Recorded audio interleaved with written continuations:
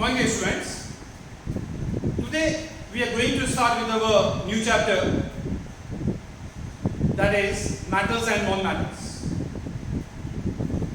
You know it very well that in our periodic table we have 118 elements. Out of 118 elements, it is assumed that 95 elements are metals. It means it is nearly 80%. So we can say that in periodic table, dominance is there of the metals, because most of the elements of the periodic table are metals. You also know that there are some non-metals, metalloids and noble gases. Now, one of the most important thing, which elements are considered as metals, or what is the characteristic property of the metals? It is very simple. Always remember, the most important property of the metals is to lose electrons, and this property is called characteristic property of the metals. So metals are the elements which have the property to lose one or more than one electrons, and by losing electrons, metals form cations or the positive ions. You know that sodium, by losing one electron, forms Na plus ion, sodium ion. Magnesium, by losing two electrons, forms Mg plus 2 ion, and aluminium, by losing 3 electrons, forms Al plus 3 ions. So sodium is a metal because it is losing one electron, and by losing electron it is forming Na plus ion. Magnesium is also considered as a metal because it is losing 2 electrons and forming Mg plus 2 ion. Similarly, aluminium is also considered as a metal because aluminium is also losing electrons, and by losing electron it is forming Al plus 3 ions. So losing electron is the most important property of the metals. Now let us talk about their physical properties. Metals are malleable in nature. Malleability. What is the meaning of malleability or malleable nature? All metals can be converted into thin sheets on beating or on hammering. You might have seen silver foil used for covering Kaju Katli. You might have seen aluminium foil in which your breakfast is packed.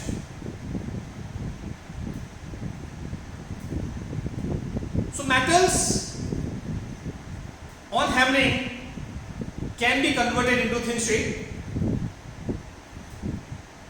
This property of the metal is called malleability.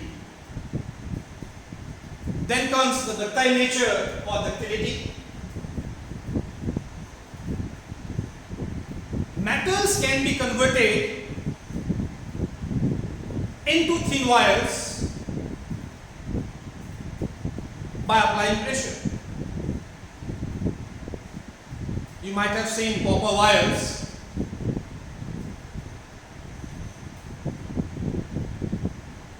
used in cables.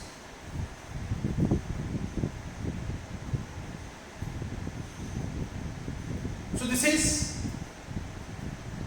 ductility. For your knowledge,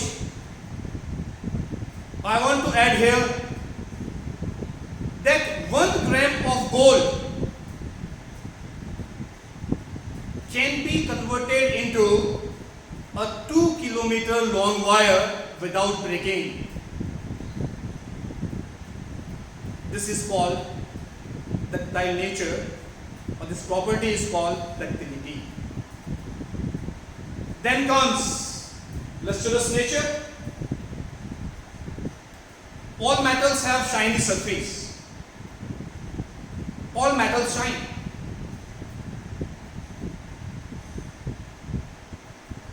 So this property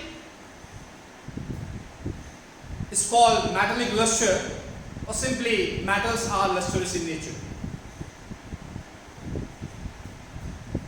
Then we have sonorous nature. What's the meaning of sonorous nature? It's very simple. All metals produces sound when struck with hard object. What happens when a coin falls on the ground or on the floor?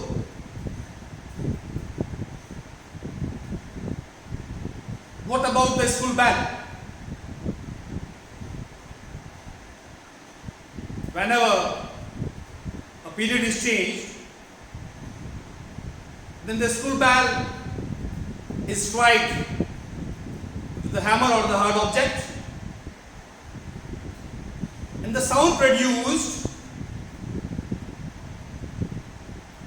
passes through all the classes. So this is called the sonorous nature. So metals exhibit the property of malleability. Metals exhibit the property of ductility. Metals are lustrous in nature, and metals are sonorous in nature. All these are included in physical properties of the metals. Now let us move to the chemical properties or chemical reactions of metals. Today we will cover only the first property of the chemical property of the metal, and that is reaction of metals with air or oxygen. Metals have the property to react with oxygen or air, as a result of which metallic oxide is produced. Metal reacts with oxygen to form metallic oxide. Like magnesium, when burns in presence of oxygen, it produces magnesium oxide, a white color powder. Similarly, copper, when burns in presence of oxygen, it produces cupric oxide or copper second oxide, a black color compound. Similarly, aluminium also reacts with oxygen to produce Al2O3, which is called alumina, or it is called aluminium oxide. Remember, most of the metallic oxides are basic in nature. They are basic compound. Some of the metallic oxide reacts with water As a result, we get base with the release of heat energy. Like sodium oxide, it's soluble in water. So sodium oxide reacts with water to produce sodium hydroxide with the release of heat energy. Sodium hydroxide is a base. Why we are getting a base? Because the oxide used is basic. Similarly, potassium oxide, it is also soluble in water. It reacts with water to produce potassium hydroxide with the release of heat energy. Potassium hydroxide is a strong base. So, these oxides are basic in nature. It reacts with water and produces base like sodium hydroxide and potassium hydroxide. These are also called alkali. Now, there are few oxides which are amphoteric in nature. Amphoteric. Ampho means dual. Both. Two. Teric means nature. So, amphoteric oxides are those oxides which can behave as acid as well as base. In some reactions, it will show acidic property, while in some other reactions, it will show basic property. The most important example of amphoteric oxide is alumina or Al2O3. It is an amphoteric oxide. It can react with acid as well as base, as a result of which we will obtain salt and water. So here comes the first reaction, Al2O3 with hydrochloric acid. In presence of acid, Al2O3 will start behaving as a base because the compound used here is acidic. It's a strong acid. So acid with base will produce salt in water. So salt produced here is aluminum chloride and water. The reaction is neutralization reaction, if you remember. Acid reacts with base to produce salt and water, and the reaction is called neutralization reaction. Next one, Al2O3 with sodium hydroxide. You know the property of sodium hydroxide. Sodium hydroxide is a strong base. So in presence of basic compound, the Al2O3, alumina, will start behaving as an acid. So here Al2O3, acid, sodium hydroxide base, acid with base will produce salt and water, and here the salt produces NaAlO2, which is called sodium aluminate. Al2 minus,